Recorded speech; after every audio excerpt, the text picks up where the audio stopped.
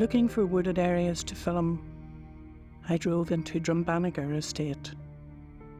I had never been before, but I felt as if I knew it, yet felt familiar and welcoming. You could tell that it was very old. Trees had fallen here and there in the wooded areas and were lying at strange angles. All the while I felt a connection with it. As I drove up the avenue, I could have been looking out the window of a carriage, drawn by 4 shiny black horses. I could imagine the sound of their hooves clashing on the ground, mixed with the jangling of their saddlery and the cawing of the swirling birds overhead. A car approached, and I returned to reality. It was one of the family who owns the estate. She stopped and we chatted. Elizabeth was friendly and we seemed to get along well, considering we had only just met. She told me that the magnificent house was no longer there. She told me that it had been very beautiful, but although in good repair, it had been demolished in 1951, and the sandstone sold and shipped to Italy to pay taxes and death duties owed by her father. All that remained was the porch. She took me to see it, an impressive structure in the style of the Arc de Triomphe. It was beautiful, but it looked forlorn. It made me feel sad. Elizabeth and her siblings had never got to live in the house, never got to experience the grandeur and elegance of life in it. Part of their heritage had disappeared with the house. Their lives were a different existence altogether to what their ancestors had experienced. I returned several times to film the trees and landscapes. I loved the friendliness of the place, but my overriding emotion each time was sadness. Was it sadness for the family, or was the sadness my sadness? Had a spark been rekindled relating to myself? I decided to ask the family if I could make a film to explore their lost past and to look deeper into my own emotions. They agreed, and they agreed to participate in the film, but closer to the filming date, they decided that they couldn't go through with it. They said they felt too sad and that they could not bear to rake up all their feelings again. I was disappointed. I reconsidered my own position. Could I, or should I, continue with the film? I still felt a yearning to delve deeper into my own feelings, although I realised it would be a challenge. Encouraged by the family, I decided to continue. I thought about another large house, Merlands, which I knew and loved in my childhood, and which I and my family had visited often. It was on the same little country road where I lived. 2 petite elderly sisters were the occupants of this grand house. We used the antiquated titles of Miss May and Miss Isabel. I have no idea why. Respect, I presume. Miss May, with her smoking-induced, deep, gravelly voice, was the bossy one, and Miss Isabel, who was fine-featured and reserved in character, just agreed with everything. We always felt at home there.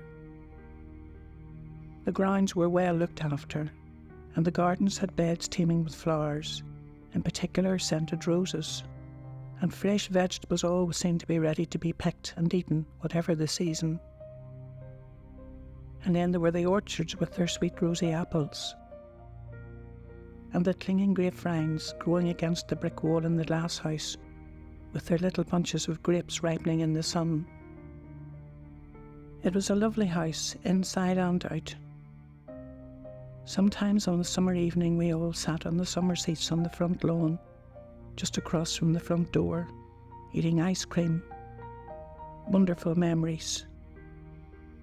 We loved this, and it's only now that I realise it was probably a welcome rest for my mother, who had a very busy life looking after 8 children. I recall one night as a child waking from a dream in great distress. I was convinced that one of the sisters was in trouble and needed help. I wanted to go to her in the middle of the night, and my mother had great difficulty convincing me that it was just a dream. I have now come to realise that even at the age of about 8, I had developed a deep sense of love, compassion and commitment, even to people who were just neighbours, though much loved neighbours. I was beginning to realise that I was transferring the happiness and enjoyment I experienced in my childhood at Merlands to Drumbanagher. That seemed to explain why Drumbanagher felt familiar and welcoming to me, and why I felt an affinity with it. This led me on to think about the people with whom I shared that childhood, which brings me back to my mother. She alone is the one person in my life whom I totally and unconditionally loved and respected, and who had the most profound effect on my life and the person I became. We lived in a modest country cottage, but my memories are intense, some good, some bad, but throughout it all my mother held us together, taught us all life's foibles, kept us all on the straight and narrow without us even realising, and instilled in us respect and compassion, love and commitment, and a hunger for learning. Softly spoken and gentle in every sense of the word. A beautiful person. My father was fun-loving, but had strong moral values and was very hard-working, as he had to be, to provide for us. My mother gave up a teaching career once we started to arrive, and dedicated her life to us, for which I am eternally grateful. My mother joined us every year on our makeshift tennis court when the craziness of Wimbledon was upon us. Some of us had tennis rackets, and some of us had wooden bats, made by my brothers, but we had proper tennis balls bought from Woolworths. It was a big thrill to have her play with us. My memories of this little country cottage, bursting with children, happiness and love, will be with me forever. It was an idyllic life in the many ways that I have mentioned, but I had no thought or realisation of that then. It is only now that I am realising that these beautiful memories that I am recalling are also laced with pain and sorrow. Sorrow now for the loss of my parents and grandparents, and sorrow now for the loss of my sister 10 years ago. Sorrow now for the loss of the innocence and fun I enjoyed as a child. But my memories live on, and deliberately thinking about them has jarred them back into life. Strong emotions, like the ones I experienced on my first encounter with death as an 8-year-old, have been forcing their way to the front of my mind, vying for attention.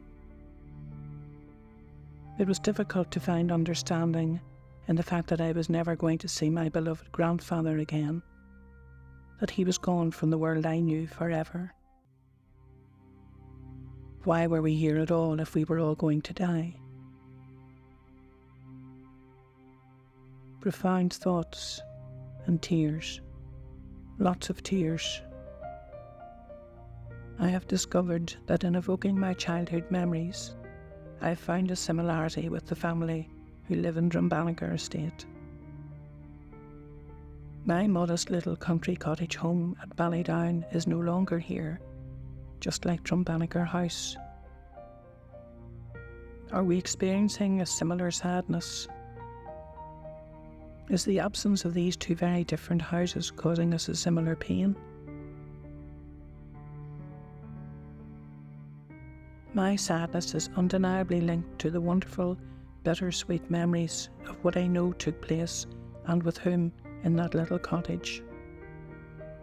Whereas Elizabeth and her siblings grieve for an absent house which holds no memories for them, having never lived there. Perhaps their grief is for the life they should have lived but couldn't. A life that was their right but of which they were robbed. Their lost inheritance.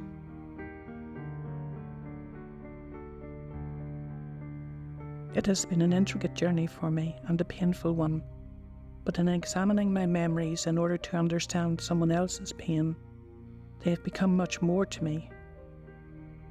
My love for Drumbanagher related to my love of Merlands, and ultimately to my love for my childhood home and family.